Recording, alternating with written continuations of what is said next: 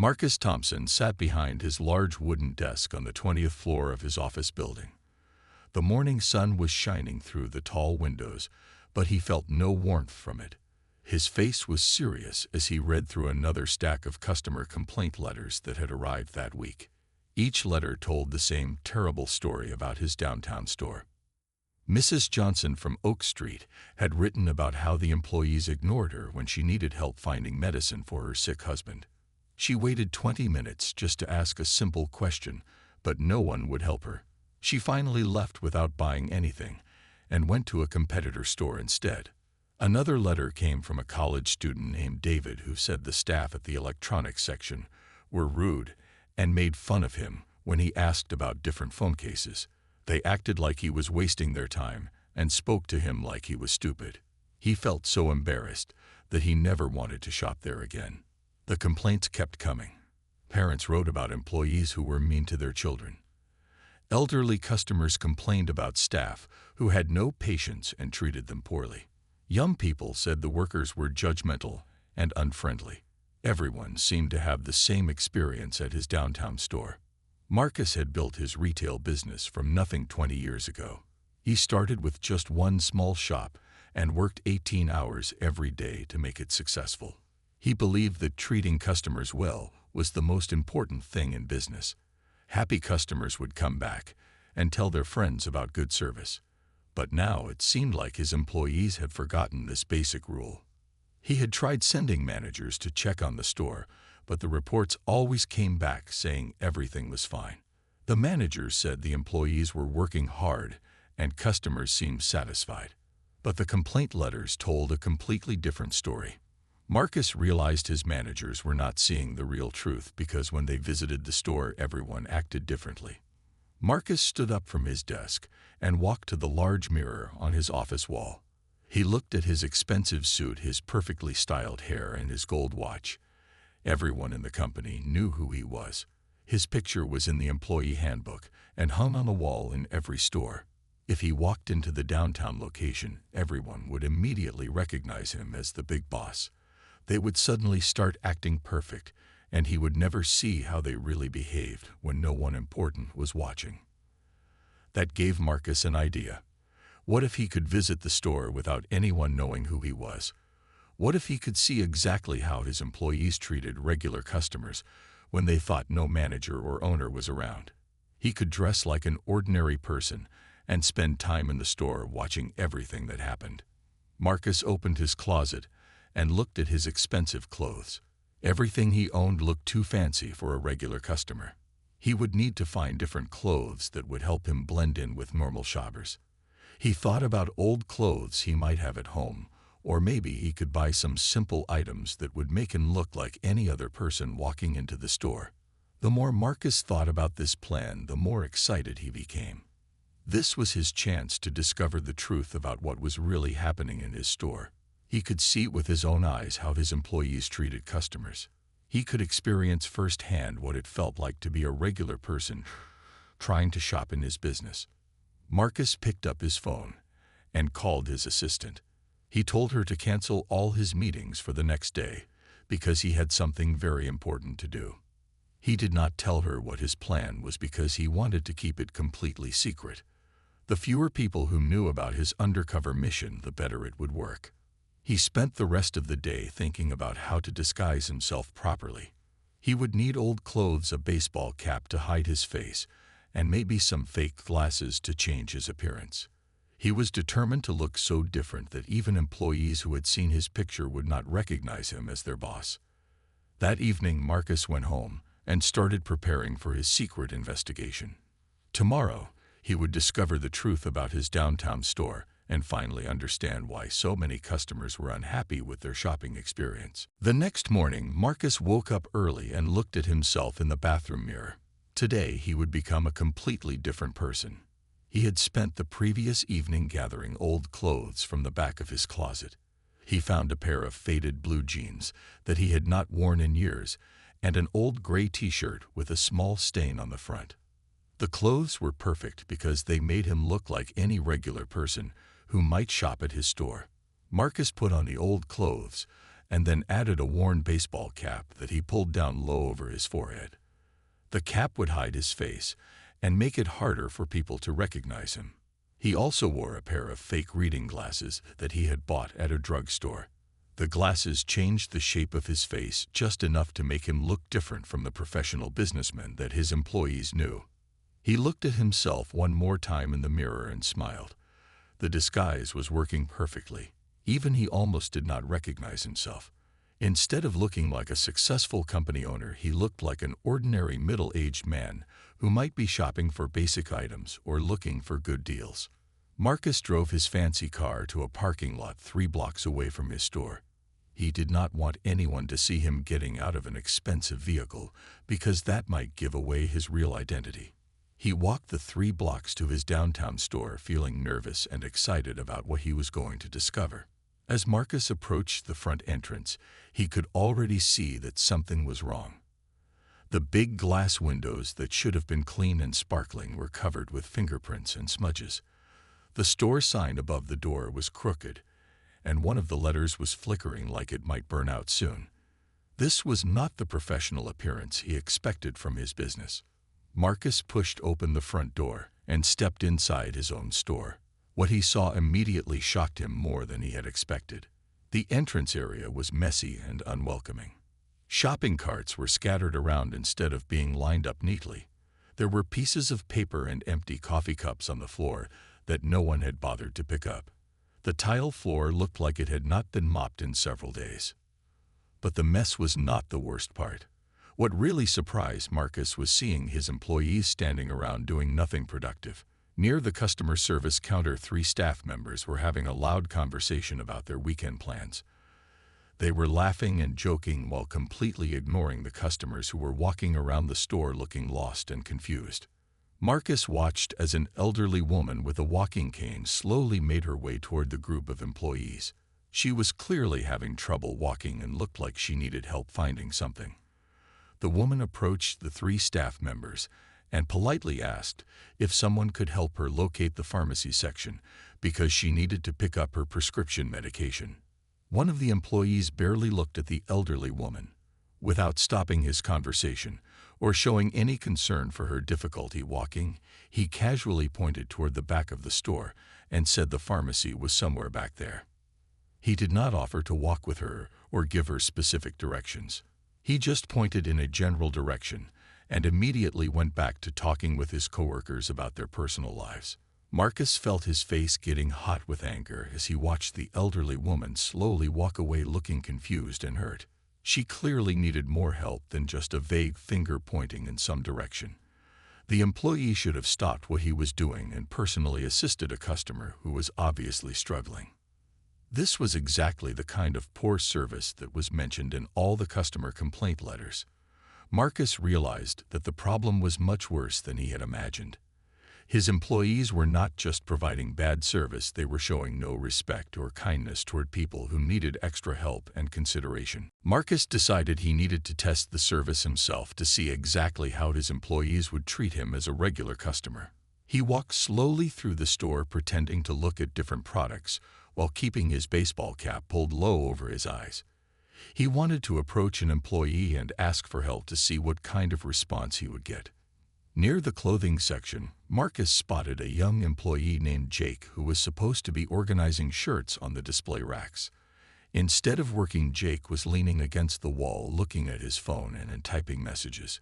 His name tag said he was a sales associate, but he was clearly not interested in helping any customers or doing his actual job duties. Marcus approached Jake and politely said, "Excuse me."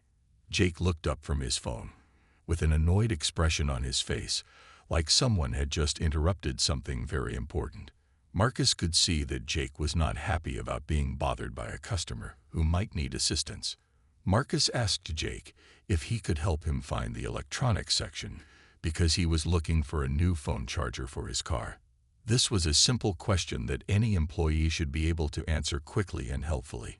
Marcus expected Jake to either give him clear directions or offer to walk with him to show him exactly where the electronics were located.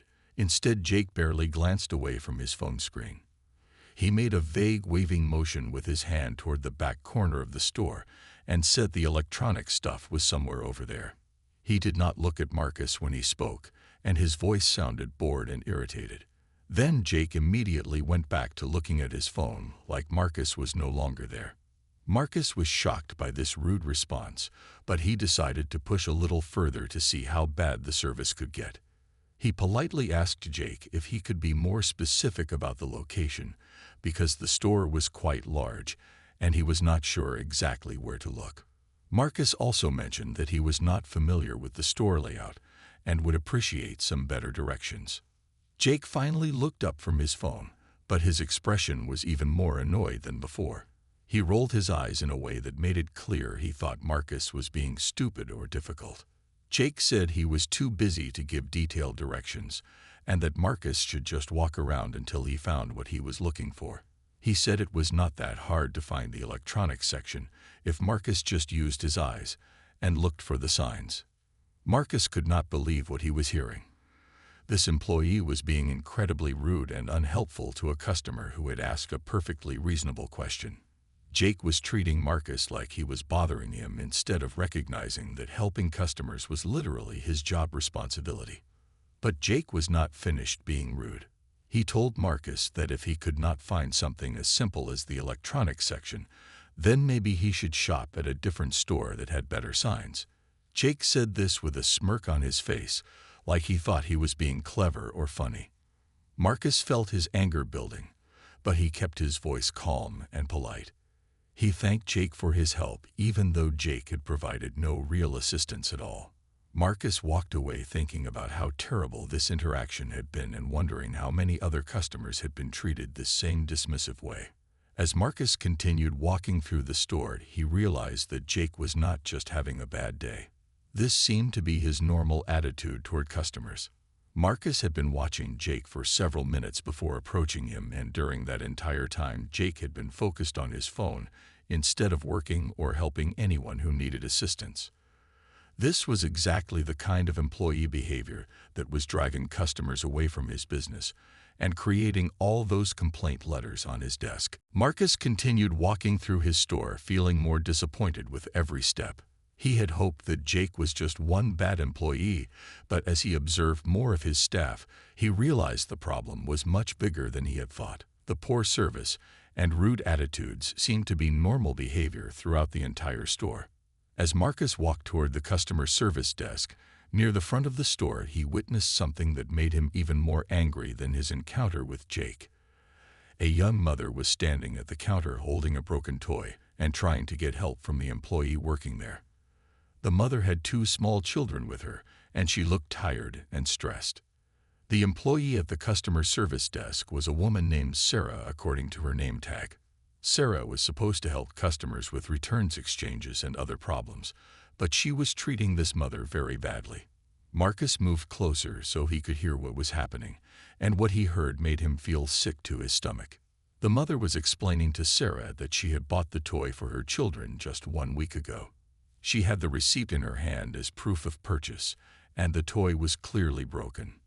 One of the wheels had fallen off, and the electronic sounds no longer worked.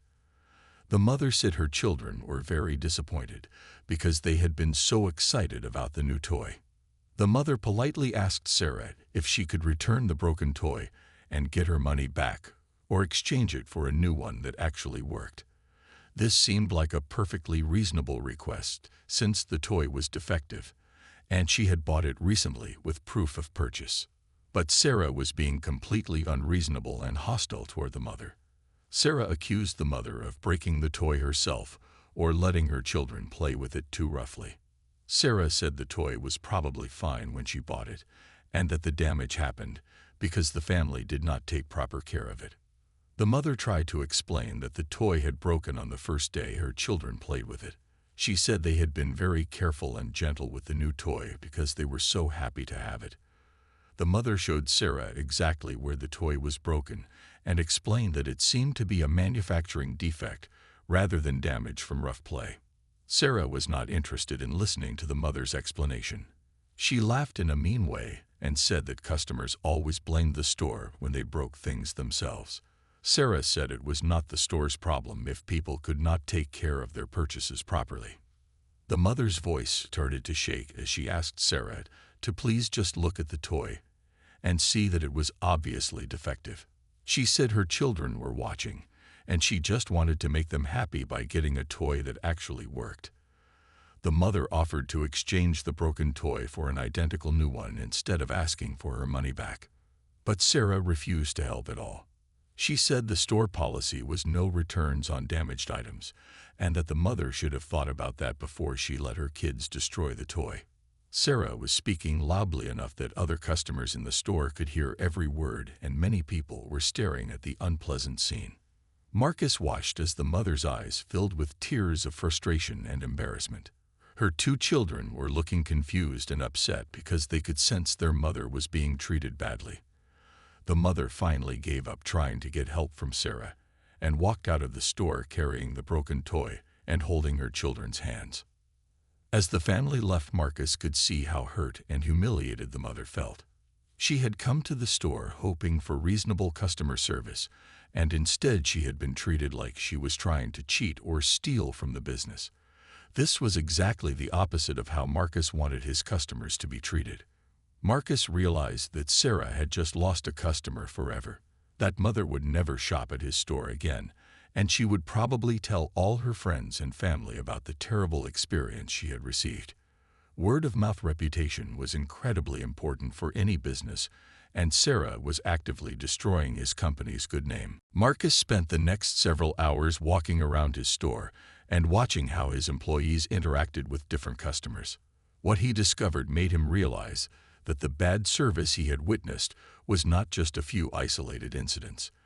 This was a consistent pattern of behavior that seemed to be the normal way his staff treated people every single day. At the grocery section, Marcus watched as an elderly man asked an employee where he could find sugar-free cookies for his diabetic wife. The employee pointed in a general direction without looking up from the box he was supposed to be stocking. When the elderly man said he could not see any sugar-free options where the employee had pointed, the worker just shrugged his shoulders and said they might be out of stock. The employee made no effort to actually walk over and help the customer look for the cookies or to check if there were more in the back storage room. He just gave up immediately and left the elderly man to search by himself. Marcus knew they had plenty of sugar-free cookies in stock because he had reviewed the inventory reports just last week. Near the pharmacy section, Marcus observed a young woman asking for help finding cold medicine for her sick baby. The employee she approached was more interested in talking to his coworker about weekend plans than helping the worried mother. He told her that all the medicine was on aisle 7, but he did not specify where on the long aisle or what specific products might be best for a baby. The mother had to search through dozens of different medications by herself while her baby was crying, and she was clearly stressed about finding the right treatment. A good employee should have walked with her to the baby medicine section and helped her find exactly what she needed for her child's age and symptoms. Marcus also noticed that his employees spent far more time chatting with each other than actually working or assisting customers. They would stand in groups talking about their personal lives while customers walked past them looking lost and needing help. When customers did interrupt their conversations to ask questions, the employees acted annoyed and gave minimal effort responses. At the electronics section, Marcus watched 3 different customers ask for help with phone accessories. Each time, the employee working that area gave vague, unhelpful answers and never offered to show customers where specific items were located. One customer was looking for a screen protector for his particular phone model, but the employee just said they had screen protectors somewhere and did not help the customer find one that would actually fit his device. Marcus realized that his employees had developed a culture of laziness and indifference toward customer service. They seemed to think their job was just to show up and collect a paycheck rather than actually helping people who came to shop at the store. They had forgotten that customer satisfaction was what kept the business running and paid their salaries. The most disturbing thing Marcus noticed was how his employees talked about customers when they thought no one important was listening. He heard them complaining about having to answer questions and making rude comments about people who needed extra help. They acted like customers were an inconvenience rather than the reason the store existed in the first place. Marcus watched as employee after employee demonstrated the same bad attitudes. They were consistently unhelpful, dismissive, and sometimes even rude to people who were trying to spend money at his business. Every interaction he witnessed was an example of how not to treat customers who deserved respect and good service. By mid-afternoon, Marcus had seen enough examples to understand that this was not a training problem or a communication issue. His employees had chosen to provide terrible service because they did not care about their jobs or the customers they were supposed to help. They had created an environment where bad behavior was normal and acceptable. Marcus thought about all the complaint letters sitting on his desk and realized that every single one of them was probably true. His customers were not exaggerating or being unreasonable in their complaints. They were accurately describing the poor treatment they received from his staff on a regular basis. The pattern was clear and undeniable. His downtown store had become a place where customers were treated badly and made to feel unwelcome. This explained why sales had been declining and why so many people were choosing to shop at competitor stores instead. As the day continued, Marcus thought he had seen the worst of his employees' behavior, but he was wrong. The most shocking and cruel incident happened near closing time when he witnessed something that made him angrier than he had ever been in his entire business career. An elderly gentleman walked into the store looking confused and a little lost. He was well dressed in a clean button-up shirt and neat pants, but he moved slowly and seemed uncertain about where to go. Marcus could tell the man was probably in his 70s or 80s and might need some extra patience and help finding what he was looking for. The elderly man approached two employees who were standing near the toy section, talking to each other instead of working. Marcus moved closer so he could hear what was happening and see how his staff would treat this customer who clearly needed assistance. The elderly man politely explained to the employees that he was looking for a birthday gift for his 8-year-old granddaughter. He said it was her birthday next week, and he wanted to find something special that would make her happy. The man admitted that he was not familiar with modern toys and games, so he hoped the employees could give him some good suggestions. This should have been a perfect opportunity for the employees to provide excellent customer service.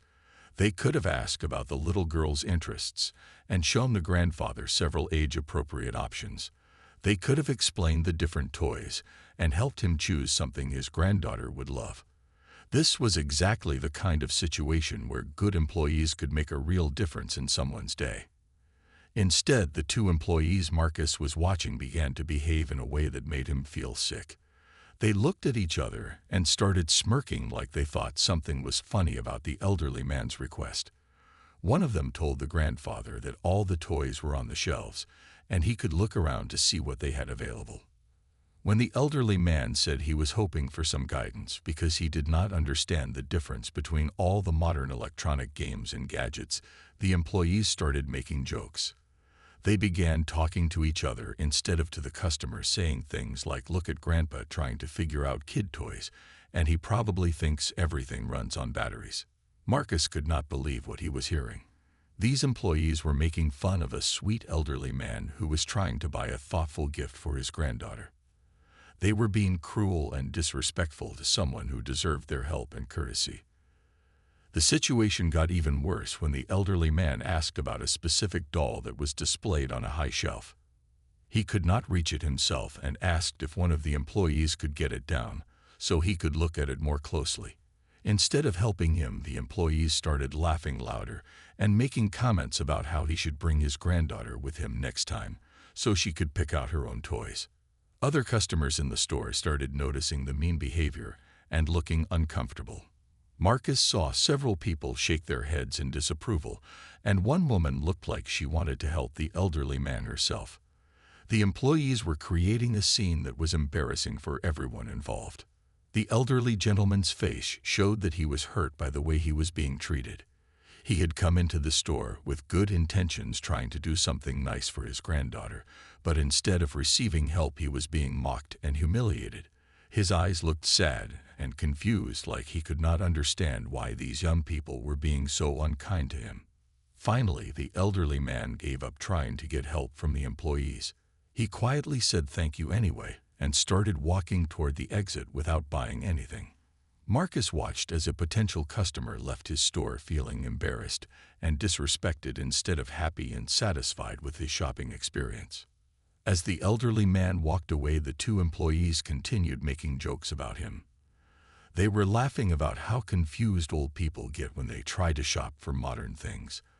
They seemed to think their cruel behavior was entertaining rather than realizing they had just been horrible to someone who had done nothing wrong. This was the final straw for Marcus. He had seen employees be lazy and unhelpful, but this level of meanness toward an elderly customer was completely unacceptable. These employees were not just providing bad service, they were actively being cruel to vulnerable people who trusted his business. Marcus had seen more than enough to understand exactly what was wrong with his downtown store.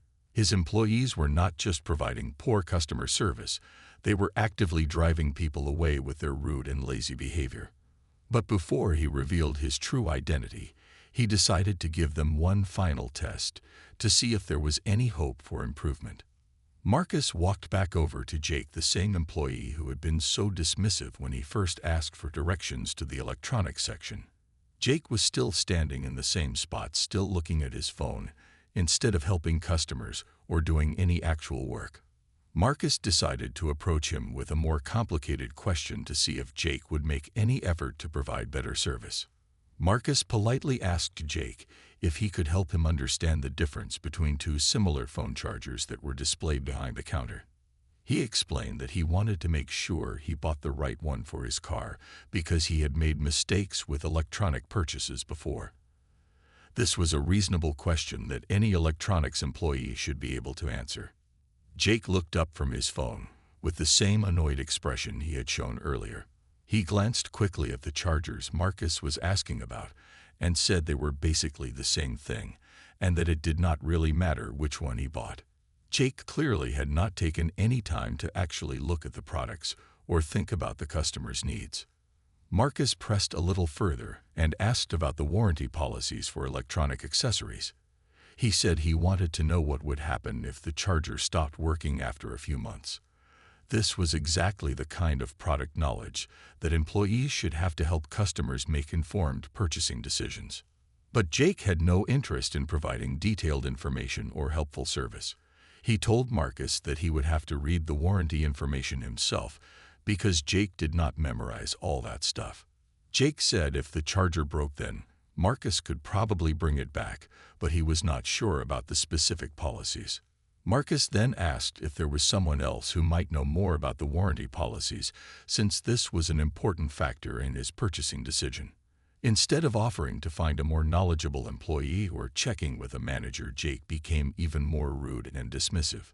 Jake told Marcus that if he had so many questions and concerns, then maybe he should just shop somewhere else that had employees who wanted to deal with complicated customers. Jake said he was tired of people asking difficult questions when they could just read the information themselves or figure things out on their own. This response was so inappropriate and hostile that Marcus almost forgot to stay in character. Jake was essentially telling a customer to leave the store rather than providing the basic help and information that was part of his job responsibilities. This was the exact opposite of how any employee should treat people who were trying to spend money at the business. Marcus maintained his calm demeanor and said he was sorry for asking too many questions. He said he just wanted to make a smart purchase and thought the employees would be able to help him understand the products better. He thanked Jake for his time, even though Jake had provided no useful assistance whatsoever. As Marcus walked away from Jake, he realized that this employee was beyond help. Jake had now been rude and unhelpful twice in the same day, and seemed to have no interest in improving his attitude or service skills. Jake appeared to think that his job was just to stand around and collect a paycheck rather than actually helping the customers who kept the business running. Marcus had given his employees multiple opportunities to show better behavior, but they had failed every single test. They had been consistently rude, lazy, and dismissive toward customers who deserved respect and assistance. The pattern of poor service was so widespread and persistent that Marcus knew dramatic action was necessary. It was time to stop pretending to be a regular customer. Marcus had gathered all the evidence he needed to understand exactly what was happening in his store and why so many customers were complaining about their experiences. His employees had shown their true attitudes when they thought no one important was watching, and those attitudes were completely unacceptable. Marcus walked toward the center of the store and took a deep breath. He was about to reveal his identity and confront his employees about their terrible behavior. He knew this would be a shock to everyone, but it was necessary to save his business and restore proper customer service standards. The time for observation was over. Now it was time for action and consequences. Marcus walked to the center of the store where most of his employees and several customers could see him clearly. His heart was beating fast because he knew what he was about to do would change everything in this store forever. He had spent the entire day watching his employees treat customers terribly, and now it was time to hold them accountable. Marcus raised his voice loud enough for everyone in the nearby area to hear him. He called out, "Excuse me, everyone, I need your attention for a moment." The employees looked annoyed that some random customer was making noise and disrupting their conversations. Several of them rolled their eyes and looked at each other like they thought Marcus was being rude or crazy. Jake was standing near the electronics section, still holding his phone. Sarah was at the customer service desk, looking irritated that someone was interrupting her day. The two employees who had been mean to the elderly grandfather were by the toy section, shaking their heads like they could not believe a customer was causing a disturbance. Marcus slowly reached up and took off his baseball cap, revealing his perfectly styled hair. Then he removed the fake glasses that had been hiding part of his face. As his disguise came off piece by piece, the employees began to look confused and uncertain. Something about this customer was starting to seem familiar, but they could not quite figure out what was happening. When Marcus stood up straight and smoothed down his hair, several employees gasped in shock and recognition. They suddenly realized they were looking at Marcus Thompson, the owner of the entire company and their ultimate boss. The man they had been treating like an annoying customer all day was actually the person who signed their paychecks and had the power to fire them immediately. The store became completely silent except for the quiet background music that was always playing. Every employee stopped what they were doing and stared at Marcus with expressions of horror and disbelief. They were trying to process the fact that their boss had been watching them all day while disguised as a regular customer. Jake's face turned completely white, and his phone dropped from his hand onto the floor. He started stammering and trying to say something, but no words came out properly. Sarah looked like she wanted to run away and hide somewhere. The employees who had mocked the elderly grandfather were looking at each other with panic in their eyes. Marcus let the silence continue for a few more seconds so his employees could fully understand the situation they were in.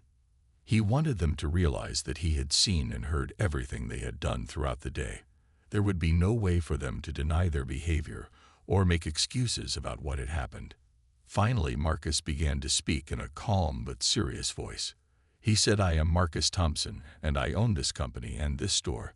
I have spent the entire day disguised as a regular customer, watching how you treat the people who choose to shop here. What I have witnessed today has shocked and disappointed me more than I ever thought possible." The employees continued staring at Marcus in stunned silence. Some of them were starting to look like they might cry or be sick. They were beginning to understand that their jobs were probably in serious danger because of how badly they had behaved when they thought no one important was watching. Marcus continued speaking and said, "I heard Jake tell customers to shop somewhere else rather than helping them with simple questions. I watched Sarah refuse to help a mother with young children who had a legitimate product return. I saw employees mock an elderly gentleman who was trying to buy a birthday gift for his granddaughter." As Marcus listed the specific incidents he had witnessed throughout the day, the guilty employees looked more and more ashamed and frightened. They realized that their boss had not just seen one or two examples of poor service, but had observed a consistent pattern of terrible behavior from multiple staff members. The customers who were still in the store were also listening to Marcus's speech with great interest. Some of them were nodding their heads in agreement because they had also witnessed the poor treatment of other shoppers. A few customers looked pleased that someone in authority was finally addressing the service problems they had noticed. Marcus said, "I built this business on the principle that customers deserve to be treated with respect and kindness. Every person who walks through that door is important to our success and should be welcomed and helped. Instead, you have created an environment where people feel unwelcome and disrespected." The employees knew that their boss was absolutely right, and that they had failed to meet even the most basic standards of customer service and professional behavior. Marcus looked around at his employees, who were all standing in shocked silence, waiting to hear what would happen next. He could see the fear and regret in their faces as they realized how serious their situation had become. Some of them were starting to understand that their jobs were in real danger because of their poor behavior. Marcus continued, speaking in a firm but controlled voice. He said, "The way you have treated customers today is completely unacceptable and goes against everything this company stands for. You are not just representing yourselves when you work here, you are representing my business and my reputation. Every rude comment and dismissive attitude reflects badly on this entire company." Jake tried to interrupt and make an excuse, but Marcus held up his hand to stop him. Marcus said, "I do not want to hear explanations or excuses right now. I spent an entire day watching multiple employees treat customers badly, and I heard everything with my own ears. The evidence of poor service is overwhelming and cannot be denied." Marcus then addressed the specific consequences that would result from what he had witnessed. He said, "Jake and Sarah, your behavior today showed a complete lack of respect for customers and for this job. You told customers to shop elsewhere rather than helping them. You refused reasonable requests and made people feel unwelcome in my store. Your employment here is terminated immediately." Jake started to protest and said he needed this job and promised he would do better if given another chance.